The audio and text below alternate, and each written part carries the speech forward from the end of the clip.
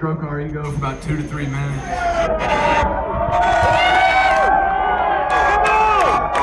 And then we come back on stage and just play the same fucking songs we'd already planned on playing. We've already wrote them down. They're on the damn set list. We don't have time for that bullshit tonight.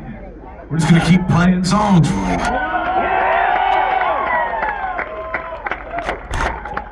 This is usually the moment of the night where I get to play a solo song, get to tell you a story. Hopefully a few of you motherfuckers let me tell the story. It's a Friday night, so it's always a crapshoot.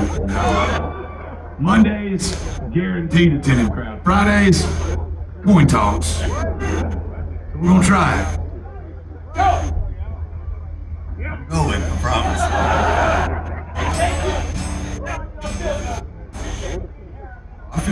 I feel great. I've been doing this shit for 20 years. This is what happens to your voice when you play like 150 shows a year. It fucking leaves. But thank you. It does sound like I have a perpetual cold all the time. Thank you. I've learned to love it because I can't fucking change it. It's just here. I open it up, and on my best days, I sound like the rock eater from the Never-Ending Story. On my worst days, I sound like late 90s Tom Waits, you know? Both of them are great, I think.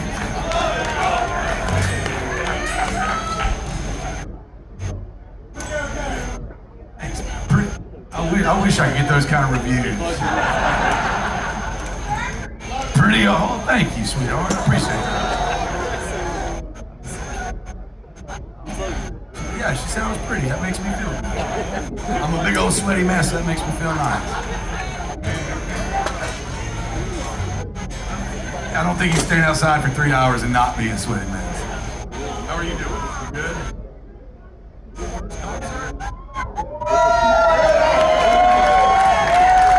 Don't repeat some of the words that I've been saying up there until you're at least like 6.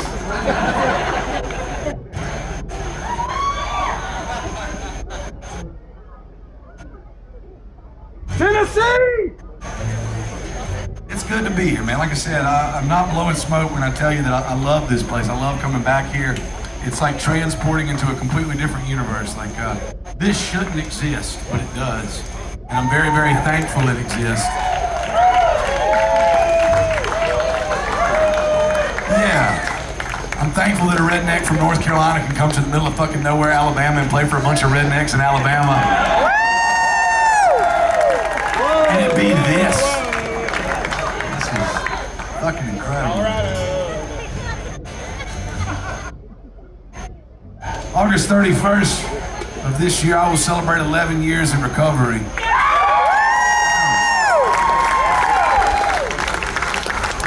Let me say that I'm not one of those judgmental sober people. I hope you got as fucked up as you felt getting on a Friday night. I'm one of those jealous sober people. I watched everybody out here have a couple cold beers, maybe a glass of wine, a couple cocktails. You're not gonna burn everything you love and hold dear down to the ground tonight. Fucking show-offs. A bunch of damn adults out there. I couldn't do it. I have what the doctors call a problem.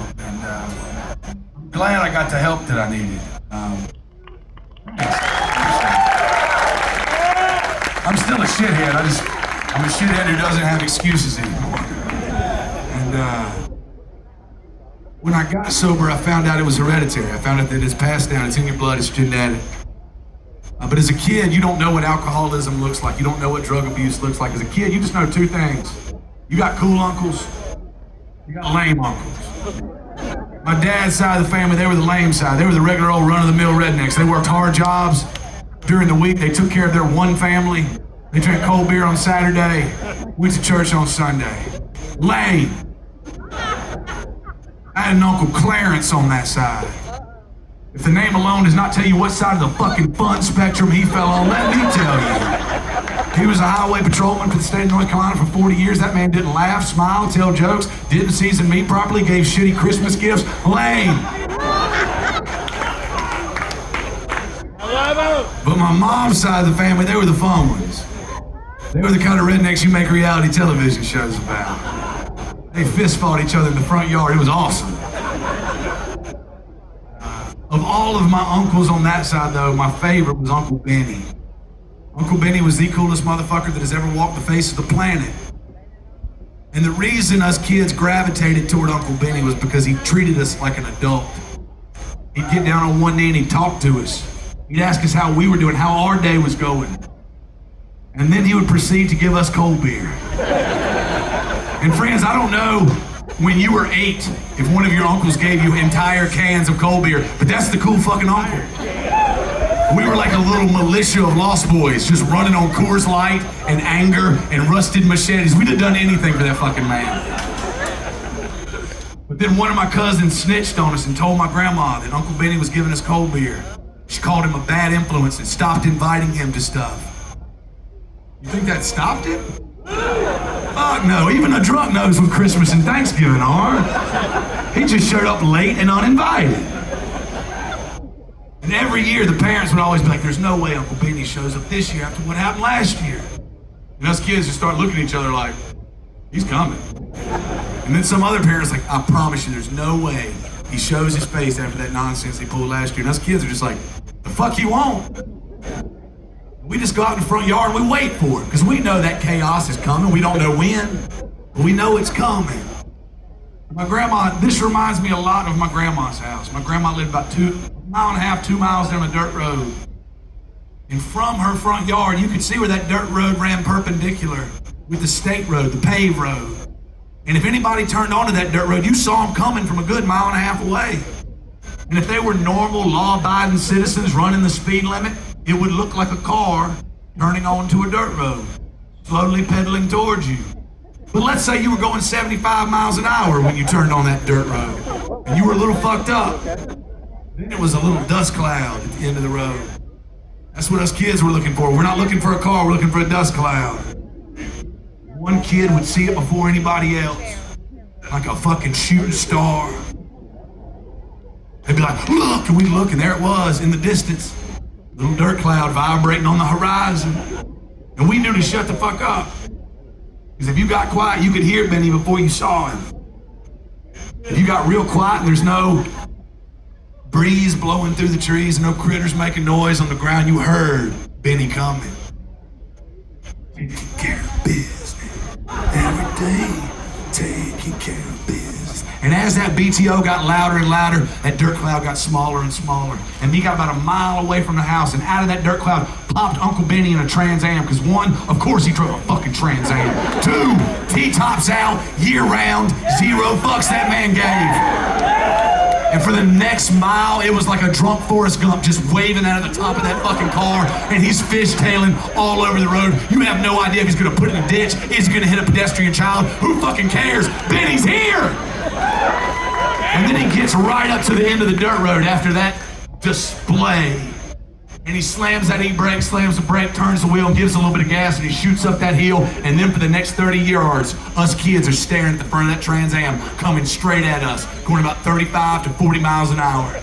And right before he hits us and kills every one of his legion of children, one more time, pulled out e-brake, slammed the brake, parked that motherfucker sideways, slink gravel everywhere, missed us by a couple inches. 1, there's no cooler way to make an entrance than sliding that motherfucker in sideways. 2, he learned very quickly, if you park sideways, nobody else gets to leave until you leave. And then friends, it was like a movie watching Benny get out of that car. I still see it very clearly. Wide camera angle zooms in. Ignition cuts off, dust settles. Driver door open. First boot hits, second boot hits, and then he stands up out of that car, denim on denim on denim. Guys, this is 1994. There's nothing fucking cooler than that. And he reaches into his pocket and he pulls out his sunglasses and he puts them on, and then he Bo Duke slides across the hood of that Trans Am, and then he walks over to the passenger side and opens up the door for whatever Holiday Inn cocktail waitress he's dating at the time. Because even though he was a drunk and a horrible father, he was still a consummate fucking gentleman. And then he walks up to us and rubs us on the head. How you guys doing? Y'all good? School good? Parents treating you good? You got a girlfriend yet? And then he would proceed to give us whatever contraband was in the backseat of his car. Cold beer, cigarettes, Playboys, who knew? You guys can keep Santa Claus and the Easter Bunny. This is the mythological creature I won't giving me gifts on holidays. He was so cool. And he'd always say, you guys watch the car. I gotta go talk to the grown-ups. He'd walk in that house, and within 5 minutes of that screen door slamming on my grandma's carport, two things are happening. One, something's breaking very loudly. Two, my grandmother, very small woman, good Christian lady, doesn't cuss, doesn't raise her voice, screams at the top of her lungs. Benny! I'm calling the fucking cops! And Uncle Benny didn't rush out of the house. He knew he had 14 to 17 minutes before the county sheriff could even get there. So he just comes strolling out, and he puts his sunglasses back on and says, kids, Uncle Benny's got to get the fuck out of here. And then he proceeds to get in that car and back it up. I still remember the ground shaking as soon as he cranked that car. And he backed out and he backed up into the dirt road, and then he'd look over it and wait for us to start cheering him on. We start cheering him on. He'd start revving that thing up, and then he'd drop that fucking hammer, man, and he would just take off. And it was the coolest thing. I still see it. Uncle Benny died when he was 39 years old. How do you think that story ends? That motherfucker, he's a legend. He burnt that thing at both his. He died the way he... I was in 4 of his weddings before I was 10. 2 of those weddings were so damn close, I didn't need a new suit. He's a fast-growing boy, too. That man lived his life the way he wanted to. He listened to nobody. He made his own rules, and I thought that was the coolest shit in the world. He went out doing exactly what he loved doing, which was drinking and driving. Not funny. Unless you knew Benny. That's exactly how he wanted to go out. He didn't hurt anybody else. He was just a fucking idiot. I didn't know I had a problem with drinking until my mom pulled me off to the side at a family function I was not invited to. Then I showed up a little fucked up. She said, BJ, you know who you remind me of right now? I said, who's that, Mama? She said, you remind me of Benny. And up until that day, I'd never seen fear in my mom's eyes. I never seen her afraid of anything. And in that moment, I saw fear. I was 30 years old then. I saw fear in my mom's eyes. 2 weeks later, I got sober on August 31st of 2014. I'm thankful that she got to see me get sober and not become a statistic and not end up like every single one of them, which is dead before they were 45 from substance abuse related. So I'm gonna play this song for you. This is a song about my recovery. Like I said, this isn't for everybody out there.